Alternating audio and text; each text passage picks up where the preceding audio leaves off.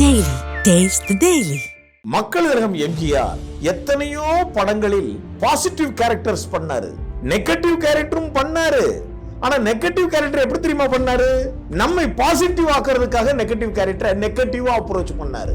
நான் ஆணையிட்டால் கருப்பு வெள்ளை திரைக்காவியம். அது ஒரு திருட்டு கும்பல், கொள்ளைக்கார கும்பல், கொலை செய்ய அஞ்சாத கும்பல். இந்த கும்பலுக்கு மத்தியில் எம்ஜிஆரும் ஒரு கதாபாத்திரம். இதற்காக எம்ஜிஆருடைய பாடல்களை இப்படி நாமும் ஒருவித ஆதங்கத்தோடு வெளிப்படுத்துகிறோம். அந்த பாடலுக்குள் என்னவெல்லாம் இருக்கிறது?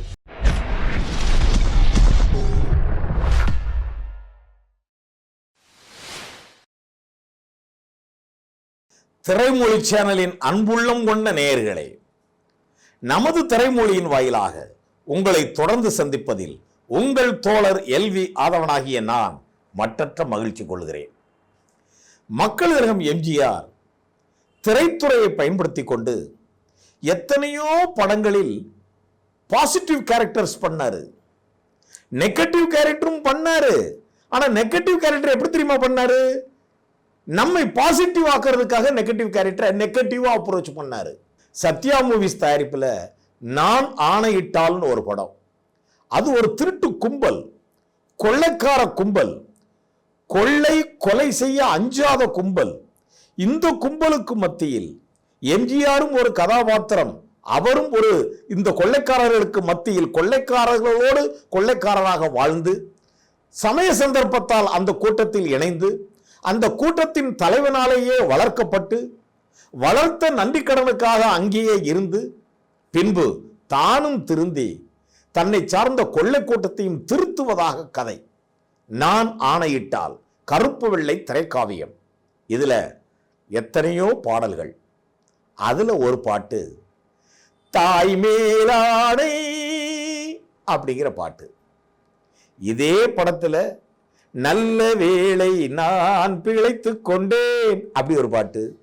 நான் உயர உயர போகிறேன் நீயும் வா அப்படி ஒரு பாட்டு. கொடுக்க கொடுக்க இன்னும் இருக்குமே அப்படி ஒரு பாட்டு. பிறந்த இடம் தேடி நடந்த தென்றலே பெருமையுடன் வருக அப்படி ஒரு பாட்டு.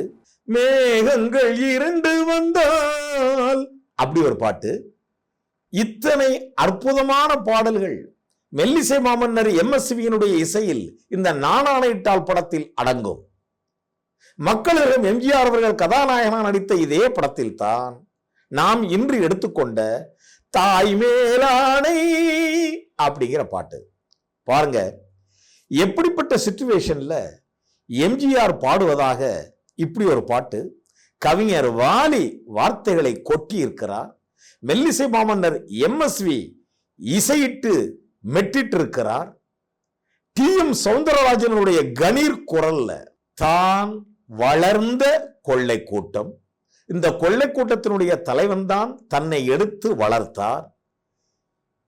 இவைகளோடு ஐக்கியப்பட்டு வாழ்ந்த எம்ஜிஆர் என்னும் கதாநாயகன் இப்போது தான் திருந்து விட்டார், தன்னை சார்ந்தவர்களை திருத்த நினைக்கிறார் என்கின்ற ஒரு சூழலில் இந்த பாடல் பிறப்பதாக என்ன அற்புதமாக வடிவமைத்திருக்கிறார்கள். அதுலயும் எம்ஜிஆருடைய ஐடியா படி இந்த பாட்டை பாடும்போது எம்ஜிஆர் கையில திருக்குறள் புத்தகம் இருக்கும். இந்த படத்துல இந்த பாட்டு பாடும்போது கையில திருக்குறள் புத்தகம் வச்சிருப்பாரு. திருக்குறள் அறிவுக்கு இலக்கணமான நூல் அல்லவா திருக்குறள். வாய்மை தூய்மைக்கு இலக்கியம் அல்லவா திருக்குறள். அந்த திருக்குறளை கையில் வைத்துக் கொண்டு எம்ஜிஆர் கொள்ளை கூட்டத்திற்கு மத்தியில் பாடுவதாக டி.எம். சௌந்தரராஜன் இந்த பாடலின் பொருள் புரிந்து ஆணித்தரமாக தன் குரலை இந்த பாடலில் ஆதங்கத்தோடு வெளிப்படுத்தி இருப்பார். பாருங்க பாட்டு. தாய்மேல் ஆணை தமிழ் மேல் ஆணை குருடர்கள் கண்ணை திறந்து வைப்பேன். ஒவ்வொரு வார்த்தையிலும் ஒரு ஆதங்கம் வெளிப்படும், ஒவ்வொரு வார்த்தையிலும் ஒரு உறுதிப்பாடு வெளிப்படும். எப்போ நம்ம ஒன்றின் மீது சத்தியம் செய்வோம், எப்போ ஆணையிடுவோம், பெரும்பாலும் என்ன நடக்குது? எல்லாரும் நான் அது மேல சத்தியமா சொல்றேன், உன்னை கொல்லாம விட மாட்டேன், இப்படித்தான் நம்ம சத்தியத்தை கையாண்டுகிட்டு இருக்கோம். ஆனால் எம்ஜிஆர் சத்தியம் என்பது சத்தியமாகவே அது சத்தியம். பாருங்க, தாய் மேல் சத்தியம், பெற்ற தாய் மேல, தமிழ் மேல சத்தியம். அதுதான் தாய் மேலாணை, தமிழ் மேல் ஆணை. எதற்காக சத்தியம் செய்கிறார்? தாய் மீதும் தமிழ் மீதும். குருடர்கள் கண்ணை திறந்து வைப்பேன் என்றால் இந்த குருடர்கள் அல்ல, அறிவு குருடர்கள், அறியாமை இருளில் சிக்கி தவிப்பவர்கள், விழித்துக் கொள்ள வேண்டியவர்கள். அவர்களுக்கு விழிப்புணர்ச்சியை ஊட்டுவதாக குருடர்கள் கண்ணை திறந்து வைப்பேன். நான் தனியானாலும் சரி, என் தலையே போனாலும் சரி, தீமைகள் நடப்பதை தடுத்து நிற்பேன். ஒரு சமுதாயத்தின் மீது காதல் கொண்ட பற்று கொண்ட ஒவ்வொரு இளைஞனும் இப்படித்தான் இந்த சமுதாயத்தில் வாழ வேண்டும், திளைக்க வேண்டும். சமுதாயத்தில் பிறர் மனம் மாறி அவர்கள் நல்லவர்களாக இவன் சத்தியம் செய்ய வேண்டும், அதற்காக முயற்சி செய்ய வேண்டும், அதற்காக போராட வேண்டும் என்று இளைஞர்களின் இதயத்தை தட்டி எழுப்புவதாக, இளைஞர்கள் மட்டுமல்ல, குழந்தைகள், முதியவர்கள் அனைவரது இதயத்தையும் தட்டி எழுப்புவதாக எம்ஜிஆர் உற்சாகத்தோடும் ஒருவித ஆவேசத்தோடும் பாடுவதாக, சமூகத்தில் ஒரு மாற்றத்தை, ஒரு மறுமலர்ச்சியை உண்டு செய்வதற்காக ஒவ்வொருவரும் பாடுபட வேண்டும் என்று வலியுறுத்துகின்ற ஒரு புரட்சி பாடல் இது. எம்ஜிஆர் அன்று புரட்சி நடிகர், பின்னாளில் புரட்சி தலைவர். அவரது வசனம், பாடல், படங்கள் எல்லாமே ஒரு புரட்சி அமைப்பில் இருக்கும். அவரது ரெவல்யூஷன் என்றால் நல்ல மாற்றத்திற்காகத்தான் அவர் இப்படிப்பட்ட பாடல்களை எல்லாம் அவர் தருவிப்பார். குருடர்கள் கண்ணை திறந்து வைப்பேன், தனியானாலும் தலை போனாலும் தீமைகள் நடப்பதை தடுத்து நிற்பேன். அடுத்து வராங்க பாருங்க, இருட்டினில் வாழும் இதயங்களே கொஞ்சம் வெளிச்சத்துக்கு வாங்க. அப்படி வெளிச்சத்துக்கு வந்து பாத்தீங்கன்னா நல்லவர் உலகம் எப்படி இருக்கும் என்பதை பாருங்கள். நல்லவர்கள் வாழக்கூடிய உலகம் எப்படி இருக்கும் என்பதை ஒரு முறை முயற்சி செய்து மனம் வைத்து நாம் கண்டுகொண்டால் அந்த நல்லவன் அப்படிங்கக்கூடிய ஒரு போதை இருக்கே, உலகத்திலேயே உயர்ந்த போதை, நல்லவன் என்கின்ற போதை. எம்ஜிஆர் அதனை வலியுறுத்துகிறார். இருட்டினில் வாழும் இதயங்களே கொஞ்சம் வெளிச்சத்தை பாருங்கள், நல்லவர் உலகம் எப்படி இருக்கும் என்பதை பாருங்கள். இருட்டினில் வாழும் இதயங்களே கொஞ்சம் வெளிச்சத்தில் வாருங்கள், நல்லவர் உலகம் எப்படி இருக்கும் என்பதை பாருங்கள். எத்தனை காலம் மனிதன் வாழ்ந்தான் என்பது கேள்வி இல்லை, அவன் அத்தனை காலமும் எப்படி வாழ்ந்தான் என்பதை உணர்ந்தால் வாழ்க்கையில் தோல்வி இல்லை. அடடா, இதற்கு எம்எஸ்சி அமைச்சு கொடுக்கக்கூடிய மெட்டு, எத்தனை காலம் மனிதன் வாழ்ந்தான் என்பது கேள்வி இல்லை, அவன் எப்படி வாழ்ந்தான் என்பதை உணர்ந்தால் வாழ்க்கையில் தோல்வி இல்லை, வாழ்க்கையில் தோல்வி இல்லை. ஒரு தோல்வியுறாத வாழ்க்கையை பெற இதைவிட என்ன எளிமையான கருத்து வேண்டும்? அதை டிஎம்எஸ் தன் குரல் வளத்தால் அந்த கருத்தினை ஆதரித்து பாடுகின்ற விதமும், எம்ஜிஆர் புரட்சிகரமாக அங்கும் இங்கும் இந்த பாடலில் துள்ளி துள்ளி உற்சாகத்தோடு ஒருவித ஆதங்கத்தோடு பரவசத்தோடு அவர் பாடி நடிக்கின்ற விதமும், அந்த பெரிய பெரிய அந்த ட்ரம்ஸ் மாதிரி பெரிய பெரிய தோல் கருவிகள் இருக்கும், அதை எம்ஜிஆர் அந்த மேலே ஏறி உட்கார்ந்து அப்படி டமடமடமா என்று அதை முழங்கி அறிவித்தவாறு அவர் பாடுகின்ற விதம், அது படமாக்கப்பட்டிருக்கும் விதம் அவ்வளவு அற்புதமாகவும் ஆனந்தமாகவும் இருக்கும். அடுத்த சரணத்துல வாராங்க பாருங்க, தனி ஒரு மனிதன் திருந்தி விட்டால் சிறை சாலைகள் தேவையில்லை, இருப்பதையெல்லாம் பொதுவில் வைத்தாலே எடுப்பவர் யாரும் இல்லை.